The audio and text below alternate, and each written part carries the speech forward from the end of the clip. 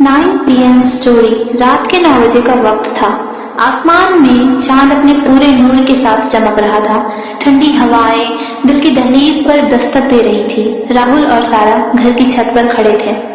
तुम आज भी उतनी ही खूबसूरत लगती हो सारा, राहुल ने धीमे स्वर में कहा। सारा चुप रही। अब भी नाराज हो मुझसे? उसने फिर पूछा। जवाब में सिर्फ नाराजगी भरी खामोशी मिली। कुछ पल के सन्नाटे के बाद राहुल ने गहरी सांस ली। गुस्सा छोड़ दो बाबा, चलो मैं ही कुछ याद दिलाता हूँ, उसने खुद से कहा। उसकी आवाज में एक अजीब सी कशिश थी। याद है जब तुम स्कूल में नई नई आई थी, तुम्हें मेरी बेंच पर बिठाया गया था। तुम शर्मीली थी, आंखें नीचे झुकी रहती थी और मैं बस तुम्हें देखता रहता। पूरे 2 महीने लग गए थे हम दोनों को पहली बार मुस्कुराने में। राहुल के चेहरे पर हल्की मुस्कान आई। उसकी आंखों में यादों की एक तस्वीर तैर गई। और कॉलेज के एनुअल डे का वो दिन याद है? हम डांस पार्टनर बने थे। मुझे डांस नहीं आता था, लेकिन तुम्हारे लिए रोज MTV पर डांस देखता था। प्रैक्टिस के दौरान जब तुम मेरी गलतियों को सुधारती, मुझे कितना अच्छा लगता था, जैसे मैं सिर्फ तुम्हारे लिए ही बेहतर बन रहा। वो एक पल के लिए रुका। 3 साल लगे मुझे तुमसे कहने में कि मैं तुमसे प्यार करता हूँ, और तुमने भी तो 2 साल लगाए जवाब देने में। तुम सही थी, कहीं ना कहीं तुम जानती थी ये इतना आसान नहीं होगा। राहुल का चेहरा एक बार फिर अतीत की परछाइयों में डूब गया। गंगाधाम चौक याद है सारा? वहाँ जहाँ दरगाह और मंदिर के आमने सामने हम हाथ गाड़ी पर ब्रेड पकौड़े खाते थे। तुम्हें वो बहुत पसंद थी ना? वो एक पल के लिए चुप हुआ।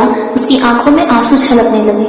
सारा, मैं तुम्हें हमेशा वो ब्रेड पकौड़े खिलाना चाहता हूँ, तुम्हारे साथ हंसना चाहता हूँ। उसी वक्त कुछ दूर एक और घर की छत पर अमन और इस्माइल खड़े थे। अमन की नजर राहुल पर पड़ी। इस्माइल भाई, वो देखो, वो लड़का आधे घंटे से अकेला खड़ा है, बड़बड़ा रहा है, पागल लगता है यार। इस्माइल ने गंभीरता से राहुल की ओर देखा। वो राहुल है, मोहब्बत का मारा। अमन ने चौंक कर पूछा, क्या हुआ था उसके साथ? इस्माइल ने एक गहरी सांस ली। सारा नाम की लड़की से प्यार करता था। दोनों अलग अलग धर्म के थे। बहुत कोशिश की दोनों ने पर अपने परिवार को मनाने की, लेकिन किसी ने भी उनकी मोहब्बत को मंजूरी नहीं दी। सारा के घर वालों ने उसकी जबरन शादी करवा दी। अमन ने दुख भरी आवाज में पूछा, फिर? इस्माइल ने आंखें झुका ली। सारा ने खुद को खत्म कर लिया और राहुल उसका ये गम सहन नहीं कर पाया। 2 साल मानसिक अस्पताल में रहा, अब बाहर आया है, लेकिन उसकी हालत देख रहे हो। और दिक्कत ये है कि उसे अब भी लगता है कि सारा जिंदा है। अमन अवाक रह गया। लोग सच में प्यार में पागल हो जाते हैं ना?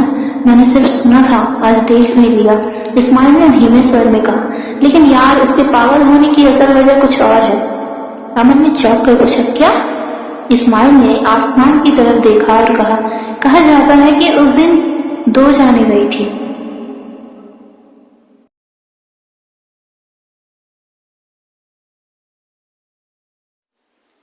सात AM स्टोरी। सुबह के 7 बजे का समय था। ठंड का मौसम था। राधिका और विजय अपने नए घर के बगीचे में बैठे हुए थे। ठंडी हवा चल रही थी और दोनों सर्द हवाओं का मजा लेते हुए एक दूसरे से बातचीत कर रहे थे। राधिका, अरे विजय, अब पीठ का दर्द कैसा है? विजय, पीठ का दर्द तो रात में ही ज्यादा था, अब ठीक है। राधिका, यार तुम्हें कितनी बार बताया है कि ठंड से तुम्हें तकलीफ होती है, लेकिन तुम्हें तो हीरो बनना है, गर्म कपड़े पहनोगे नहीं। विजय, मुझे तो शर्टलेस सोना पसंद है, I am hot. Radhika, shirtless? अरे तबीयत देखो यार अपनी, कब बचपना तुम्हारा कम होगा पता नहीं। विजय धीरे से मुस्कुराते हुए, अच्छा वो सब छोड़ो, ये बताओ तुम्हारा कमर दर्द कैसा है? राधिका गुस्से से, सब तुम्हारे कारण ही है, रहने दो वो तो।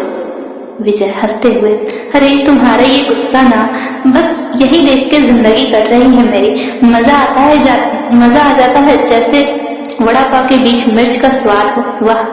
राधिका, तुम ना दिन पर दिन बस बिगड़ते जा रहे हो, सुधरो यार, शादी हो गई है हमारी। विजय, अभी तो तुमने मेरा बिगड़ा हुआ रूप देखा ही नहीं, अभी तो सिर्फ शुरुआत है। राधिका नजर चुराते हुए, शर्म नहीं आती? सुबह सुबह का वक्त है, थोड़ा तो शर्म करो। सुबह भगवान का नाम लेते हो और तुम्हारा तो अलग ही चलता रहता है। विजय, देखो यार, प्यार करना भी तो एक तपस्या है, भगवान कृष्ण ने नहीं तो सिखाया है। राधिका रोकते हुए, बस रहने दो, तुमसे बहस करके कोई फायदा नहीं। थोड़ी देर में सारे भगवानों की लव स्टोरी सुनाने बैठ जाओगे, रहने दो। विजय हंसते हुए। अच्छा वो सब छोड़ो, मुझे ये बताओ राहुल का गोवा जाने का प्लान हुआ है? क्या हम अपनी अलग कमरे की बुकिंग करें? राधिका, पूरा परिवार साथ होगा, शर्म नहीं आएगी तुम्हें अलग रूम लेने में?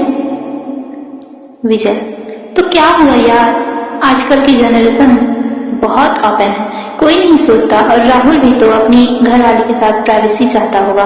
तुम लोग सब आउटडेटेड सोच वाले हो यार। मैं राहुल से बात करता हूँ, एक रूम उसके लिए, एक हमारे लिए अलग। राधिका, बदमाश चुप करो। इसी बीच राधिका ने चाय का कप विजय के हाथ में दिया और कहा, लो गरम गरम चाय पी लो।